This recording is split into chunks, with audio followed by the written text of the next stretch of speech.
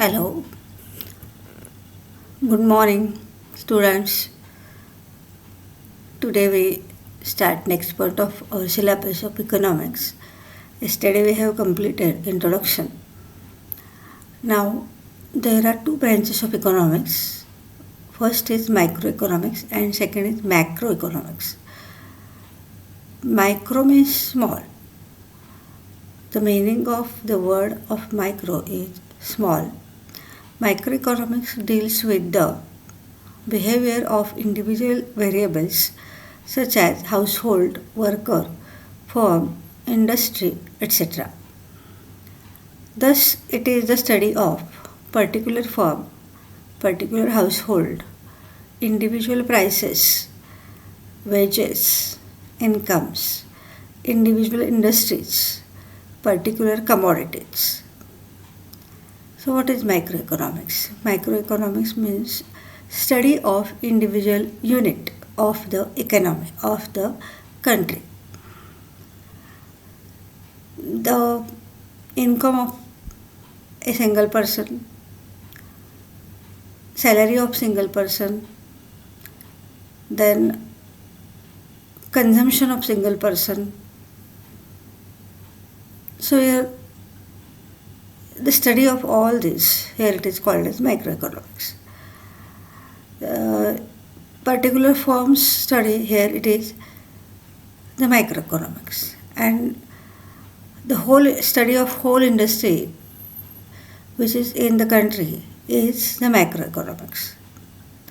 So here in short we can say the study of individual unit of the economy is microeconomics. So it studies the behavior of single person, economic behavior of single person, single firm. So here that is microeconomics. Microeconomics म्हणजे सूक्ष्म अर्थशास्त्र असं त्याचं literal translation आहे. Micro याचा अर्थ very smallest unit.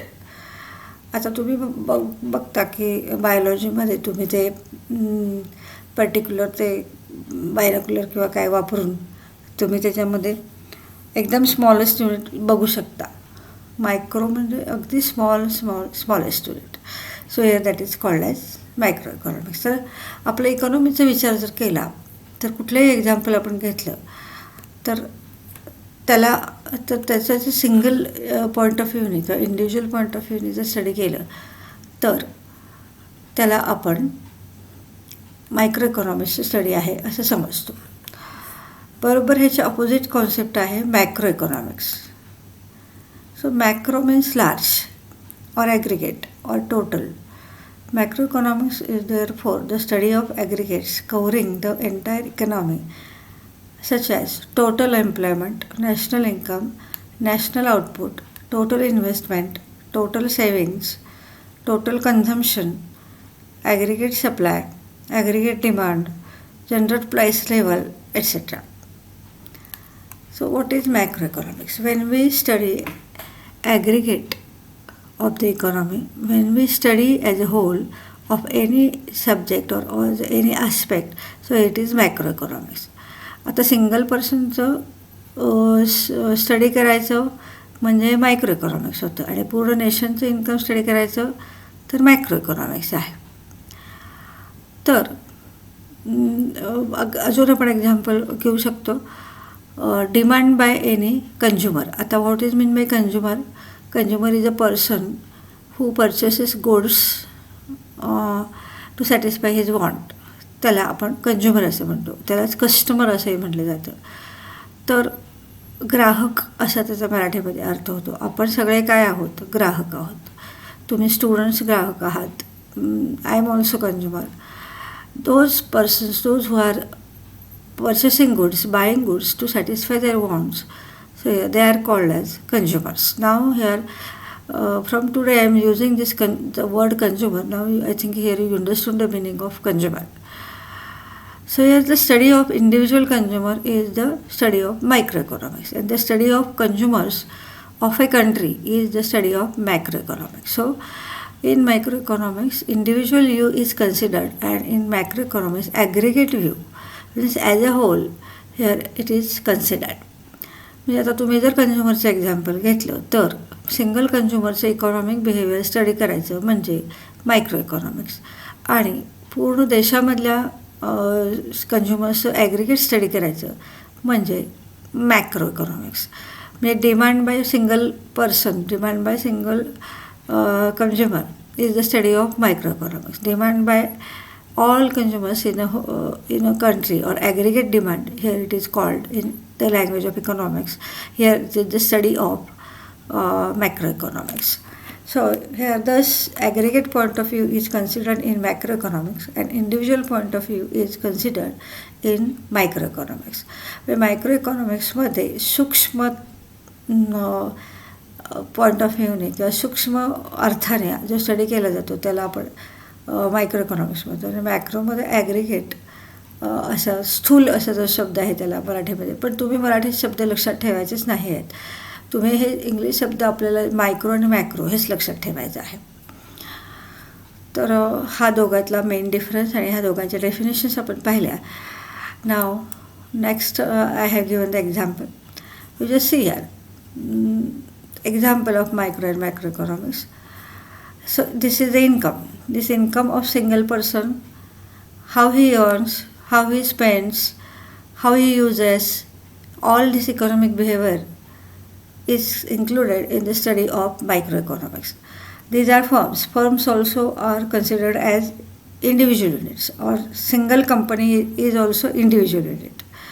So the income of these companies, here it is also the study of microeconomics. So it is considered as a personal income, and personal income, here the study of all this personal income is included in microeconomics. And when we here study the income of this nation, then it is the example of microeconomics. म्हणजे एखाद्या single पर्सनचं किंवा एखाद्या single कंपनीचं income हे आपण micro इकॉनॉमिक्समध्ये single पर्सनचं income आहे असं समजतो, आणि हे जर इन्कम आपण मॅक्रोमध्ये स्टडी केलं तर ते नॅशनल इन्कम आहे असं समजतो. म्हणजे देशाचं इन्कम हे नॅशनल इन्कम झालं आणि तो मॅक्रो इकॉनॉमिक्सचा पॉईंट झाला, आणि सिंगल पर्सनचं इन्कम हा मायक्रो इकॉनॉमिक्सचा पॉईंट झाला. So here this is the difference between microeconomics and macroeconomics. So at first only clear what is the difference between micro and macro, basic difference between micro and macroeconomics. So here this is the study of individual unit, this is the study of aggregate as a whole. Now next, basic concepts of microeconomics. Now here we will study the concepts of micro as well as macro. At first we study the concepts of microeconomics. So at first concept is here wants. So what is meant by want? In common language, want means need. In economics, want means feeling of lack of satisfaction. That means when we not possess any commodity, so we cannot satisfy our want. So here that is feeling of lack of satisfaction. The feeling enables the individual to satisfy his want. So what are the basic wants? Food, clothing, shelter, education, etc. Nowadays here are basic wants. Common लँग्वेजमध्ये त्याला आपण need असं म्हणतो, पण इकॉनॉमिक्समध्ये त्याला lack of satisfaction असं म्हणतात. म्हणजे समाधानाचा अभाव असणं, हे जे फिलिंग येतं ह्या फिलिंगमधून आपण कमोडिटी परचेस करतो आणि ती वॉन्ट सॅटिस्फाय करण्याचा प्रयत्न करतो. So here that is want. म्हणजे फॉर एक्झाम्पल आता तुम्हाला अकॅडमिक इयर सुरू झालं. अकॅडमिक इयर सुरू झाल्यावर तुम्हाला काय फील होतं की आता आपल्याला इथं स्टडी करायला पाहिजे आहे, आपलं कॉलेज लाईफ सुरू झालं, आपण स्टडीच्या बाबतीमध्ये कॉन्शियस राहायला पाहिजे. हे तुमचं लॅक ऑफ सॅटिस्फॅक्शन झालं जर तुम्ही टेक्स्टबुक परचेस केले नाही तर. म्हणजे आता तुमची वॉन्ट काय आहे की टेक्स्टबुक परचेस करणं हे तुमची वॉन्ट झाली. ते परचेस नाही केलं तर तुम्हाला सॅटिस्फॅक्शन होणार नाही. मग तुमच्याकडं सॅटिस्फॅक्शन नाही, तुम्हाला होत नाही, म्हणून तुम्ही काय करता, ते टेक्स्टबुक परचेस करता. So here that is want. Need असं कन्सिडर केलं तरीसुद्धा चालण्यासारखं आहे. आता आपल्या बेसिक वॉन्ट्स काय आहेत? आपल्याला रोज सर्वाईव्ह होण्यासाठी किंवा जिवंत राहण्यासाठी काय लागतं? फूड लागतं, क्लोथिंग लागतं, शेल्टर लागतं.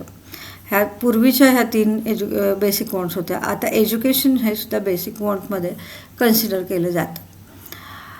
So what are the characteristics of wants? First characteristic is wants are unlimited. म्हणजे wants are unending. If one want gets satisfied, another arises. Wants go on multiplying in number. कालच मी तुम्हाला example देऊन सांगितलं होतं की wants are unlimited. कुठल्या तरी पॉईंटच्या संदर्भामध्ये एक्सप्लेनेशन देताना मी तुम्हाला वॉन्ट्स अनलिमिटेड आहेत म्हणजे काय असतं हे तुम्हाला मी सांगितलं. जेव्हा एक वॉन्ट कंप्लीट होती तेव्हा दुसरी अराईज होती, दुसरी कंप्लीट होती तेव्हा तिसरी अराईज होती. जसं जसं आपण वॉन्ट सॅटिस्फाय करत जातो तसं तसं आपल्याला पुढच्या वॉन्ट्स तिथं येतात आणि पुढच्या वॉन्ट्स आपण सॅटिस्फाय करण्याचा प्रयत्न करतो. तसं इथं वॉन्ट्स आहेत त्या मल्टिप्लाय इन नंबर, म्हणजे 2 वॉन्ट्स असले तर 4 होतात, 4च्या 8 होतात, 8च्या 16 होतात, 32चे 64 होतात. असं म्हणजे नेवर एंडिंग प्रोसेस आहे. पूर्ण ह्युमन बिईंगच्या लाईफमध्ये वॉन्ट्स ह्या अनलिमिटेडच राहतात. कधीही हा कॉमन मॅन हा कधीही सॅटिस्फाईड नसतो, weather he is rich or poor. एक वॉन्ट झाली की दुसरी येते, दुसरी वॉन्ट झाली की तिसरी अराईज होते, तिसरी झाली की चौथी. असं हे never ending process till the death of person it is going on. So wants are unlimited in economics. इकॉनॉमिक्सच्या पॉईंट ऑफ व्ह्यूने इथे विचार करायचा आहे, जनरल पॉईंट ऑफ व्ह्यूने विचार करायचा नाही. So here wants are unlimited, they are multiplying in nature and they arise again throughout the life of the person. So here that is wants are unlimited. Then wants differ with seasons. आता इथे बघा, this is summer season, this is rainy season, this is winter season. So your wants are changing according to seasons. In summer season we want cap, then we want again that summer coat which is used here, sun coat it is called. So sun coat, then hats, and then caps. So here and then when we want to eat ice cream to minimize here the effect of that sun. So here that is the position in summer. In rainy season we want umbrellas, we want raincoats. So when we are out of our home, then we use these goods. So we want that goods and we purchase that goods. As there is necessity, as there is need, we are going in the shop and we are purchasing this umbrellas and raincoats and everything which is needed. Then that shoes, rainy shoes are particularly different. That is rainy shoes also here that are purchased by the people. So here that is wants differ with seasons. And now in cold season, we purchase here that rain sweaters and shawls, and we get protected because of that commodities. And we want to eat that hot drinks, that means hot tea, hot coffee. Here we want to eat in summer season, we want to eat here very cold. Here we want to consume in winter very hot things. So here thus wants differ with the seasons. Different wants according to seasons. In India there are 3 seasons: summer season, rainy season and winter season. So wants are different according to that seasons. आता इथे बघा, wants हा सीझनमुळं बदलतात. आता जेव्हा आपल्याकडं उन्हाळा असतो किंवा समर सीझन असतो तेव्हा आपल्याला कॅप घ्यावी लागतात, सनकोट घ्यावी लागते आणि आपण ते उन्हाळा सुसह्य होण्यासाठी आईस्क्रीमचं कन्झम्शन करतो किंवा कोल्ड्रिंकचं कन्झम्शन करतो की जेणेकरून आपल्याला बरं वाटतं. त्याच्यानंतर रेनी सीझनमध्ये आपण अम्ब्रेलाज किंवा रेनकोट्स परचेस करतो आणि आपण बाहेर जाऊ शकतो त्याच्यामुळे. आणि त्यानंतर विंटर सीझनमध्ये व्हेरी कोल्ड एन्व्हायरमेंट असतं आणि त्याचा आपण सामना करण्यासाठी स्वेटर्स किंवा शॉल्स आणि हॉट ड्रिंक्स इथं कन्झ्युम करतो. So here that is wants differ with the seasons. Then after want differ with age. You know here that when you are a child, your wants are different. That means you are very much happy when you get here all the toys and all. If you consider a very small child, that then he is happy with his toys and all. The wants are very simple. We cannot say here it is limited, but they are very simple and they can be satisfied very easily. So they are interested in toys, in chocolates, in toffees, in pastries. So when they get here all these things, they are happy. Then when here that when he becomes this child, when he becomes a young person, then he want to ride on that motorcycle. So here his want is different. He is not interested in toys and any other things. According to age, his wants are different. He want that bicycle, he want motorcycle. He sometimes he may want that car also. He is interested in that mobiles. So here his wants are different. And when here that person becomes old, so they like to read, they like to see the places, they would like to visit here that pilgrimages and you know that where religious things, or they wanted religious things or religious places, and their wants are different. So here thus want differ with age. Wants ह्या एजनुसार बदलतात. जेव्हा लहान मुलं असतं तेव्हा त्याचे टॉईजमध्ये त्याच्यानंतर चॉकलेट्समध्ये, ट्रॉफीजमध्ये ते इंटरेस्टेड असतात. त्याच्यानंतर मोठं झाल्यानंतर ते बाईक त्यांना आवडते, मोबाईल आवडतं, म्हणजे त्यांच्या वॉन्ट्स इथं डिफरंट होतात. आणि जेव्हा तुम्ही ओल्ड एजचे होता तेव्हा त्या वॉन्ट्स अगेन डिफरंट असतात. They are interested in books, they are interested to visit. म्हणजे तुम्हाला माहिती आहे की ते बुक्स त्यांना लागतात किंवा ते धार्मिक स्थळी पर्यटन करायला त्यांना आवडतं आणि त्याच्याप्रमाणे त्यांच्या वॉन्ट्स असतात. So here this wants differ with age. Then after wants differ due to culture or traditions. आता बघा जसं जसं कल्चर असतं तसं तसं ती वॉन्ट असते. आपल्याकडं दिवाळी असते, दिवाळीमध्ये आपण काय करतो, हे अशा प्रकारच्या स्वीट्स बनवतो. So that is our want. In order to celebrate this Diwali, we prepare that laddus and all that sweet, delicious dishes. And when we celebrate Christmas, then we prepare that cake. So here, all ingredients which are needed to prepare this cake, they are demanded in the market. So here, thus, according to festival, here that wants are changing. So again we can say the culture of in Maharashtra also, you say there are different states and every state has different culture, every state has different festivals, and according to that festivals, according to that culture, the wants of the people of different states here they change according to that nature of culture. तर wants ह्या कल्चरप्रमाणे किंवा ट्रॅडिशन्सप्रमाणे बदलतं. आपल्याकडं महाराष्ट्रामध्ये Diwali celebrate करताना आपण sweet dishes prepare करतो किंवा आपण हाऊसेस पेंट करतो, आपण नवीन ड्रेस खरेदी करतो, त्याच्यानंतर आपण जे पूजा वगैरे करतो. तर हे आपले वॉन्ट्स झाले. जेव्हा आपण क्रिसमस सेलिब्रेट करतो तेव्हा आपण केक बनवतो किंवा ती क्रिसमस ट्री असतं त्याची ती बनवतात. त्याच्यानंतर सांताक्लॉज तिथं कधी कधी प्लॅन केलं जातं आणि ते बनवलं जातो आणि त्याच्यासाठी लागणारा जो पर्टिक्युलर ड्रेस आहे त्याची वॉन्ट तिथं अराईज होते. म्हणजे जसं जसं कल्चर आणि ट्रॅडिशन बदलेल तसं तसं आपण आपल्या वॉन्ट्स बदलतो. आता फेस्टिवल झालं किंवा खाण्यापिण्याच्या पद्धती झाल्या किंवा पूजे अर्चेच्या पद्धती झाल्या. आता केरळामध्ये तुम्ही गेलात तर ओणम हा त्यांचा फेस्टिवल ते सेलिब्रेट करतात. वरती जर तुम्ही इथं पंजाब वगैरे ह्याच्यामध्ये गेलं तर त्यांचे फेस्टिवल्स वेगळे आहेत. So this here every state has different culture and according to that culture wants differ. म्हणजे जसं ते तुमच्या स्टेटचं कल्चर आहे, ट्रॅडिशन आहे किंवा खाण्यापिण्याच्या पद्धती आहेत त्याच्यामध्ये जसा बदल आहे तसा त्याप्रमाणे ते वॉन्ट्स डिफर होतात. त्याच्यानंतर आहे बघा, wants are recurring in nature, occur again and again, but some are occasional. म्हणजे वॉन्ट्सचं नेचर काय आहे. काही wants again and again happen होतात आणि काही ऑकेजनली असतात. हेच आता आपण मागचंच एक्झाम्पल ह्याच्यामध्ये घेऊ शकतो. Occur again and again. Daily wants. Daily we take foods. म्हणजे डेली आपल्याला जर सर्वाईव्ह राहायचं असेल तर आपल्याला फूड घेणं हे इंडिस्पेन्सिबल आहे.